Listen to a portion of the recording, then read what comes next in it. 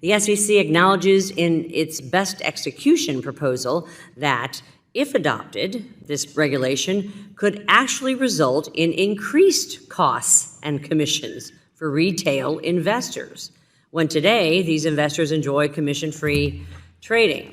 Do you think it is in retail customers' best interest to pay more for services that they are getting for free today?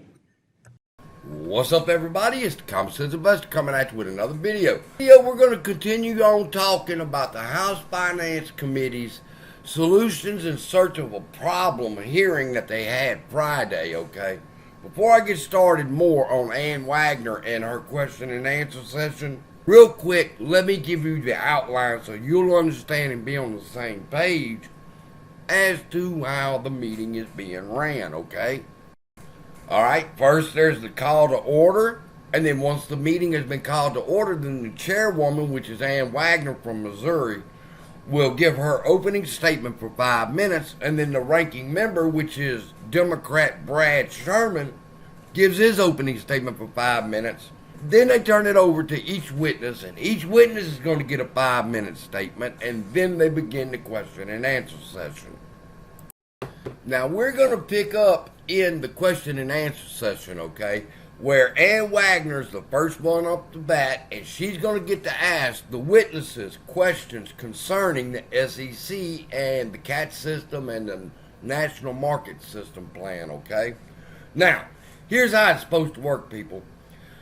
They have complained to Congress about Gary Gensler's actions, and Congress is bringing them in there to find out what the hell's going on, all right? Gary Gensler wants to implement all these reforms, such as the CAT system, and they're complaining. So now this is the meeting in which they're trying to get down to the nuts and bolts and find out what's going on, what they need to do, and do we go forward from here? Now, we can't help but notice a concerning trend involving Chair Gensler and the SEC. Under his leadership, the SEC will adopt a controversial, sweeping rulemaking. Industry groups will sue the SEC and challenge the rulemaking in court, and in several instances, the courts have struck down the rulemaking in question. These days, seemingly, each new adopted rulemaking triggers this series of events. In your opinion, has Chair Gensler done a disservice to the SEC as an institution by normalizing getting sued over and over again and losing, most of the time, yet again today in the Supreme Court, questionable rulemakings? So I think they're doing their job in the way they know how, but they're not listening to us. They're not going through the same historic process that we've gone through for decades when we've made great changes through these markets. Everyone here today, Chairman Wagner, said we operate the best markets in the world, yet the SEC is not putting us in a position to sit back and make small incremental changes that are data-driven, where we can analyze the data. Instead, they're jumping ahead and getting to a result, and I think the heading of this panel is best. It is they're finding a solution for a problem that may not exist. Thank you, Mr. Kennedy. The very first question Ann Wagner wants to know is, should retail have to pay for a service that they're currently getting now for free? Speaking of commission-free brokerages and payment for order flow. Well, what do you think these people are going to say? You heard it. He said, of course, we got to make sure that as many Americans as possible can invest in the stock market. Yeah, so they could steal our money. All right. Softball question coming out the gate.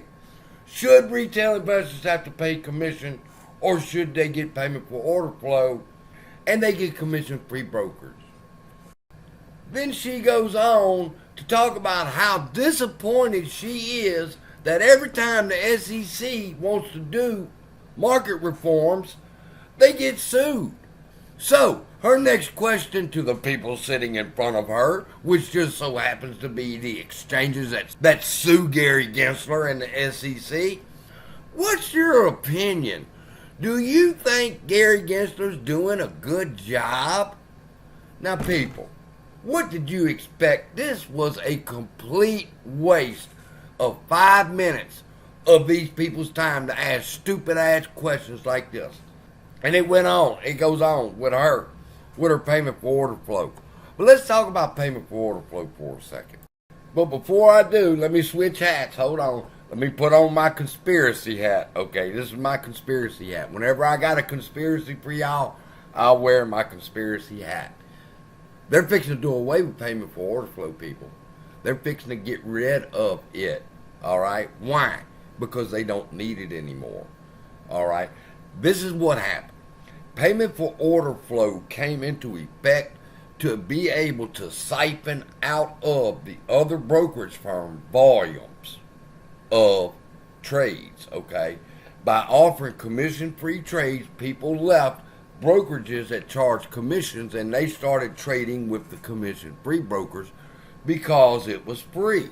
When they did that, a rush of volume started leaving the brokerage firms and going to the market makers through payment for order flow. Now, I seen the first kink in that armor when I learned that Fidelity does not get payment for order flow.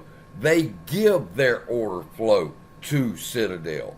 Why? Because they get to front run all the payment for order flow brokerages, okay? So by Fidelity giving their order to Ken Griffin without payment, Ken Griffin will put their order first to be executed above the payment for order flow brokers. Now,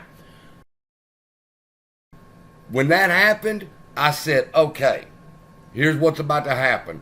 The next brokerage firm is going to say, you know what, never mind on the payment for order flow, Ken, can you take our order flow for free? And that gave him more volume and more volume and more volume to be able to manipulate. Until now, do you realize that Charles Schwab, Robinhood is a payment for order flow company, Fidelity is not a payment for order flow company, yet both send their order flows to Citadel or other market makers? ChatGPT responded, yes, that's correct. Robinhood uses a payment for order flow model where it receives compensation from market makers like Citadel for directing orders to them. On the other hand, Fidelity does not use payment for order flow, but still routes to the market makers, including Citadel. The key difference lies in the financial incentives. Robinhood gets paid for their order flow, while Fidelity aims to provide the best execution, which means go to the front of the line for its clients without receiving payment from the market makers. What other brokerage firms is not payment for order flow but sends their order flow to the market maker? Charles Schwab is another brokerage firm that does not use the payment for order flow model but still routes orders to market makers, including Citadel and others like Fidelity. Charles Schwab focuses on providing the best execution, going to the front of the line, for its clients without receiving payment from market makers for directing orders. Anybody else? Yes. Vanguard is another brokerage firm that does not use payment for order flow model, but still sends its order flow to the market makers. Similarly to Fidelity and Charles Schwab, Vanguard focuses on obtaining the best execution, getting to the front of the line for the market makers to be able to execute their orders first without compensation from the market makers for directing their orders. Now, as more brokerage firms start catching on that they can just say, piss on the payment for order flow, Ken, will you execute our orders first? There will be no need for payment for order flow anymore. The dominoes for payment for order flow has already begun to fall when Fidelity was the first one to say, will you take our order flow first? That's why ranking member in this committee said, in the GameStop hearing, who gets best execution, Ken Griffin? And Ken Griffin wanted, he said, I ask you, Fidelity and Robinhood, who gets executed first? Maker, you pay some brokers for order flow, you don't pay others for order flow. So when you pay for order flow, you're not making as much on the transaction. You have to pay some of that back to the broker. If you get an order from Fidelity and you get an order from Robinhood and you're paying for the Robinhood order flow, is the Robinhood customer getting as good a price as the Fidelity customer? Don't tell me that that there are other factors involved and take us down another road. I'm asking you a clear question.